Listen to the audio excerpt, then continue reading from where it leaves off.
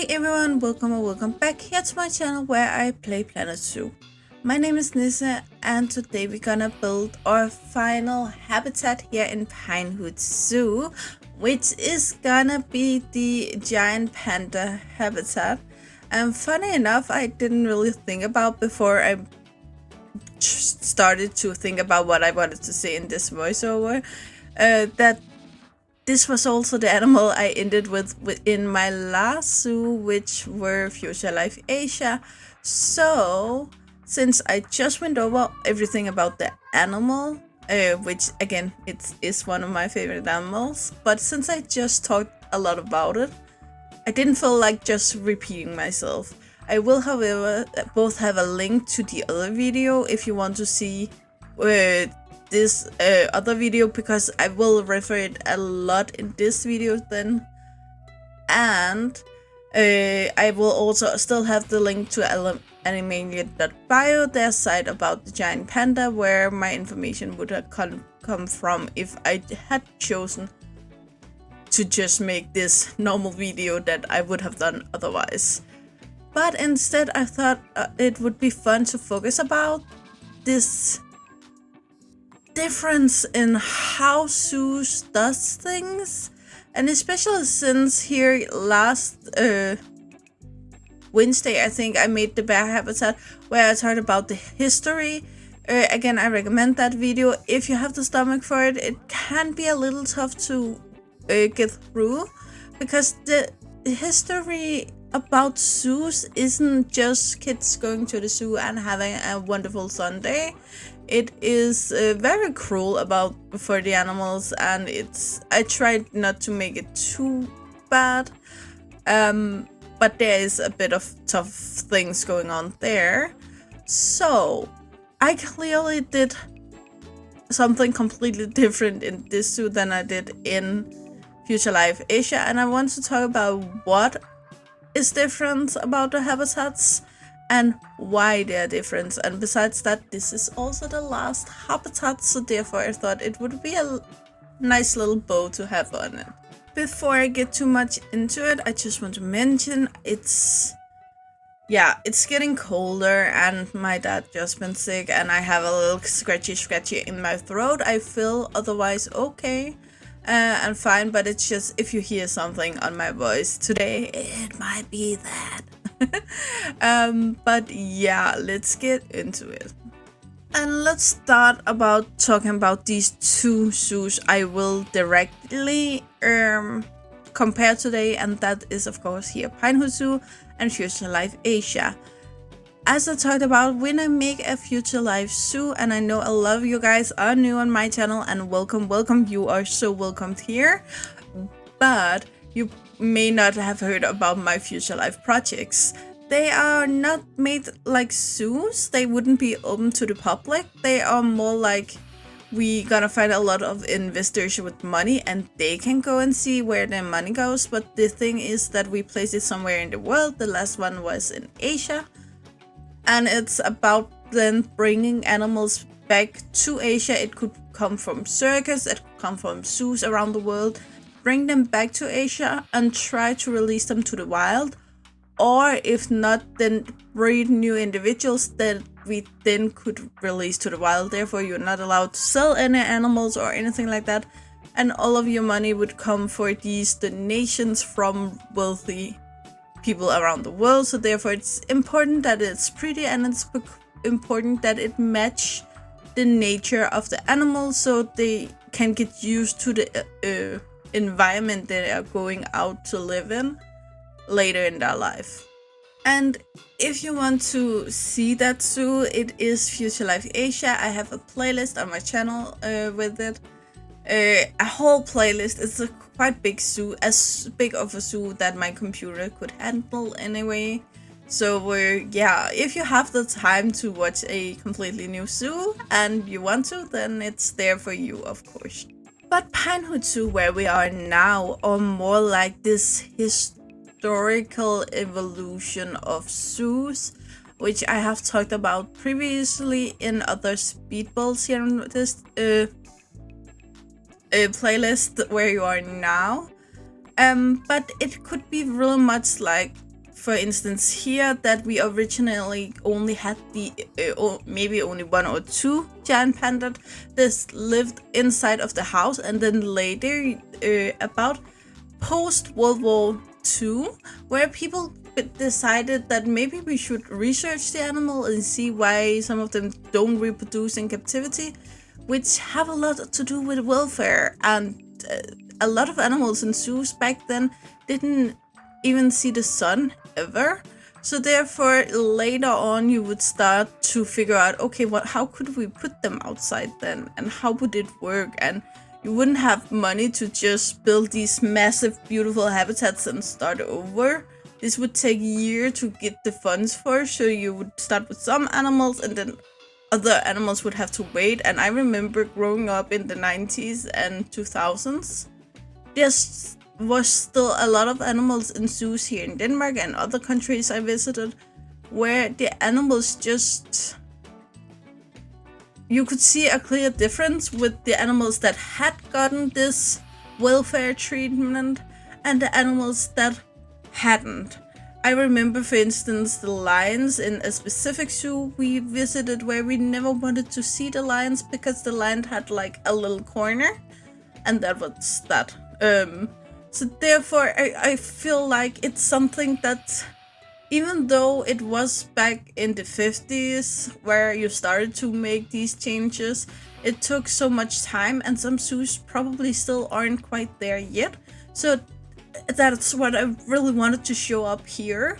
So again, a few pandas living inside, and then afterwards you started to put them outside, but you couldn't just put them next to the indoor habitat because you then had the other habitat that also needed to go in outside, and therefore you have to have this cross walk both on this side but also on the Formosan bear habitat on the other side. And that's also why I decided to make those overpasses, bridges for the Siberian tiger and the snow leopard here in the zoo, to show that you wouldn't be able to just dig up all of the paths and everything and new buildings and that kind of shit. You would have to make do with what you had. You would probably have to remove some animals that you had to make sure that the animals that you keep can have the right amount of space then. Another clear difference, and I'm not sure if it's that clear here, but there's a giant size difference between these two habitats as well. Since again, we wanted the pandas in Future Life Asia to be more like comfortable, be able to walk away. They even have a lot of foliage they could go behind at their house and all these things. Where here they can go away, but only at the overpath. They can't really hide there for long because that's where all of the other pandas will try to get through. So therefore they wouldn't have any peace there either. If they go inside, there's no peace. If they go outside, there's no peace. So that's something that we see in a lot of not that modern zoos. And it's something that isn't really made for the animals, but more for the humans' sakes, to make sure that our guests are happy. Where in Future Life Asia, we try to give the animals this peace. We try to make them comfortable. They can hide both in the house and behind the foliage. They don't have these giant open space. They have a giant open space, but it's their choice if they want to be in that part of the habitat. At the same time, the guest also will get a little bit difference, even though they can see them better here, which should be more like luxurious for the guest. They still have they have a brick building to go into, and here it's just it's not the concrete path, it's the asphalt path that isn't that luxurious at all. The tables here aren't that clean. You had a food corner, but it's kind of smushed in between habitats and so on. Where in Future Life Asia, we have this more dedicated path, it's wood, it's more luxurious, and at the same time the house, even though you can't see the pandas inside of the house, you can see this beautiful high house that made in the design of, I tried to make some kind of old Asian, more specifically Chinese building. Not sure I managed, but you try to make these more themed because the guests are gonna love it. Where here it's, if it doesn't affect your budget, if it doesn't affect the income you're gonna get out of a building, then you're not gonna use any more money on it, and that's basically it. Nowadays, a lot of zoos have breeding programs and research facilities, and we even here in Denmark have a zoo that have been for sale for years, and I think it's something around 5 million Danish crowns. So it's like, what, not even 1,000 US, I think. I'm not sure, but I think. And it's basically because, first of all, in Denmark, you don't own the animals as a zoo. It's not your animals, so you're not gonna pay when you get new animals. You're not gonna earn anything if you sell animals. The animals belong either to the country or the breeding program. So breeding program are gonna collect money for all the zoos in the program, and thereby control if we need new blood from other places, then we're gonna get it in that way. But besides that, breeding programs are designed to make sure that all the zoos that are part of the breeding program on this specific animal would have enough animals, but still keep an eye on that they have the right what's it called, a good habitat, and they don't get stretched and they feel good the places they are and so on. But even though the zoos don't need to pay for the animals, they still on the other hand don't get money in for the animals either. So all of their income basically comes from donations or guest flow. And that's also why a lot of the zoos I love to visit the most in Denmark, which are these smaller zoos where there aren't that many people visiting at the time, also sometimes are a little bit run down. But basically, I'm willing to live with a rundown zoo as long as it doesn't affect the animals and the important things like health. In a food truck, that it's still clean and these kind of things. If the bathrooms are clean, and that's so kind of it. But if it's a statue that haven't been kept up with for the last 50 years, I'm fine with that, because that's not why I go to a zoo. I also think it is important to mention how many zoos in the world that started working with other kind of animal rescue places. For instance, in Australia, there's multiple zoos that help volunteer work around the zoos. It needs to be fairly close, but because of these big bushfires where we, for instance, seen wombats, koalas, and these kind of beautiful Australian animals getting burned that badly, then some of the zoos have extra space to make sure that, first of all, when they get hurt, they need to be taken care of, which is understandable, and they do need to have their own vets for that in the beginning. But after that, they need a place where they can heal, and they also need a place they can live if they are left unable to fend for themselves or gather food for themselves. So that's also a thing a lot of zoos can help with around the world. Also, I think there's a lot of what I do now I never would have done if I didn't fall in love with the animals from the zoos in the first. And this is something that starts when we grow up, and therefore I think zoos around the world make a really important job by giving these memories to kids around the world, also to us adults, But us adults who love to go to the zoo already have this love for the animals. But I think it's something that we need to teach the next generations, and zoos are perfect for that. Along with that, a lot of them have different kind of donation boxes where they send support to different groups around the world to again help animals. So after the video the other day, I'm not hating on zoos at all. I just think we should help zoos make the life for the animals better in the future than they were in the past.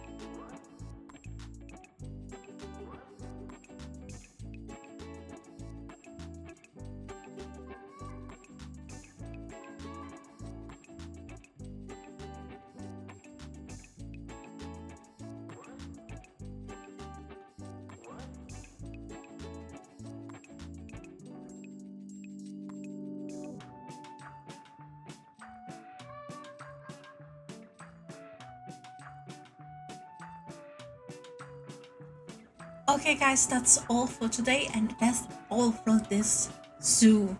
I finally done with PineHut Zoo. I'm not sure if you are aware, but I was in a time crunch here, so I basically built 3 habitats the same day as this. All of the bears and the macaque slash red crown crane and golden snoop nose monkey was all built on the same day as this one.